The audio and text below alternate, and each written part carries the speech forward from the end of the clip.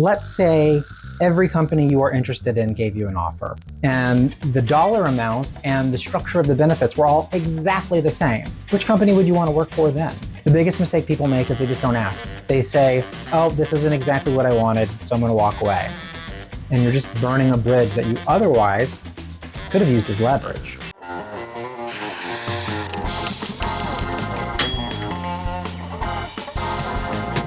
Hi, I'm John Mason-Smith. I'm the CEO and founder of HireWith. And today we're going to talk about what to do after you get the offer. A lot of people think getting a job offer is the hardest part of the interview process. But I've seen a lot of folks screw up when it comes to negotiation. So I want to give you a few best practices for when you find yourself in the very happy situation of having one or multiple offers at hand. Because a lot of times I've met candidates who are scared to counter, scared to ask for what they want. And at the end of the day, you have to like your job enough to want to stay there. The first thing I'd recommend is to respond in the appropriate amount of time. I've been a sales rep for most of my career, and one thing that they say in the sales community is that time kills deals. If you have someone who is excited about a new opportunity, say the opportunity to bring you onto their team, the one thing that ruins that enthusiasm more than anything is having to sit around and wait to hear from you.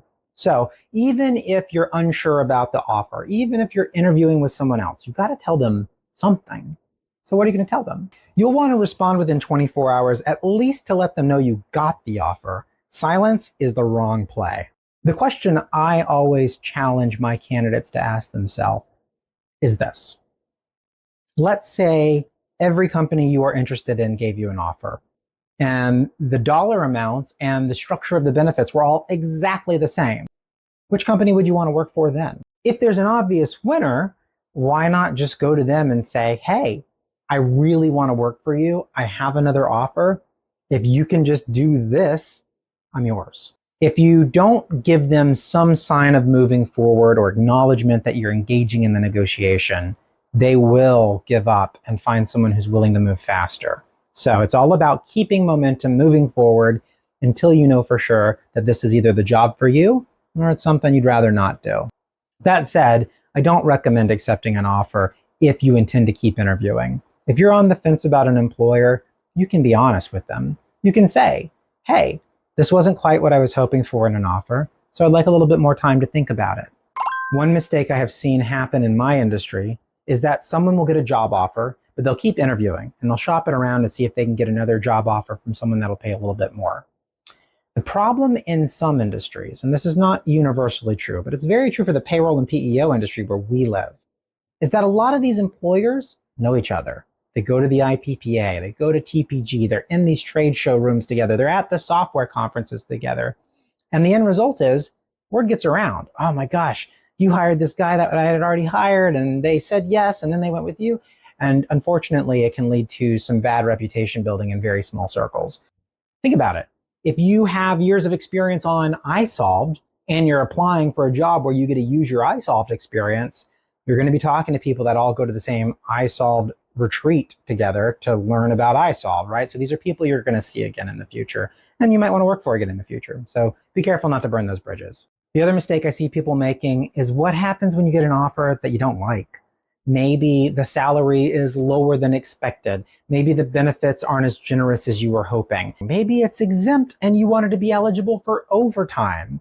Well, don't just walk away. Ask for what you want.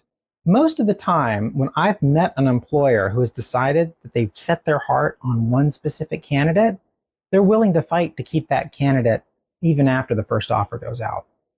That said, you can overplay your hand. My recommendation is to only go back to the well one time. Figure out what it is you would need to be happy in that role, assuming that this is the job you would pick if all else were equal. Go back and ask for it. If you have to go back and forth more than once, it tends to not work out too well for the candidate. I've seen clients rescind offers entirely because they felt the candidate was being too difficult. But at the same time, I've definitely seen candidates who got a pat on the back from their new employer for saying, hey, I like that they negotiated and they knew their worth. It's a balancing act. Too many rounds of back and forth will often kill the deal. So be sure to think long and hard about what it is you need to be happy And at the end of the day, the choice is yours. Something I like to remind my candidates is that a bird in the hand is worth two in the bush. I have met a lot of candidates who get an offer faster than they expected, and they get scared that they're missing out on an opportunity outside of the one they've been exposed to. The reality is, sometimes in the job market, it's a tough world out there.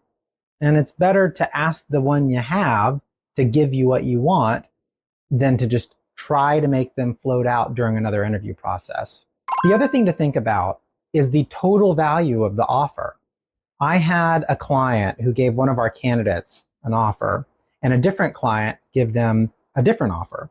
One offer on paper was paying $75,000, but had very poor health insurance coverage. The other one paid $55,000, but paid 100% of the family plan for health insurance and included generous time off.